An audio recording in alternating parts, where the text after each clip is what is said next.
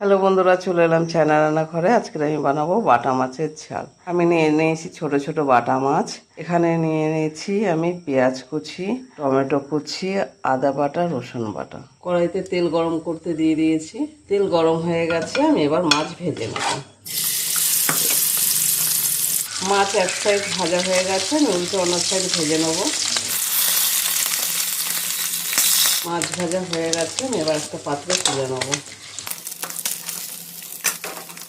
মাছ ভাজার তেলে আমি এবার দিয়ে দিচ্ছি কালো জিরে ফোড়ন, দিয়ে দিচ্ছি পেঁয়াজ কুচি।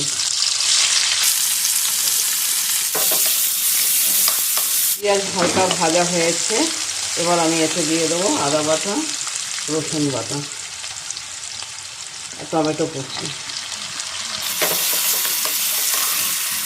এবার এতে দিয়ে দিচ্ছি আমি হাফ চামচ হলুদের গুঁড়ো, 1 চামচ জিরের গুঁড়ো, স্বাদ মতো লবণ, 1 চামচ লঙ্কার গুঁড়ো, কাশ্মীরি লঙ্কার গুঁড়ো। সামান্য একটু জল দিয়ে দিচ্ছি যাতে মশলাটা না পুড়ে যায়। এবার ভালো করে মশলাটা আমি কষিয়ে নেব। গ্যাসটা কমিয়ে দিয়ে আস্তে আস্তে আমি মশলাটা কষিয়ে নিচ্ছি। মশলা কষানো হয়ে গেছে, মশলার গা থেকে তেল ছেড়ে দিয়েছে। এবার আমি এতে দিয়ে দেবো অল্প করে জল, যেহেতু এটা ঝাল করব।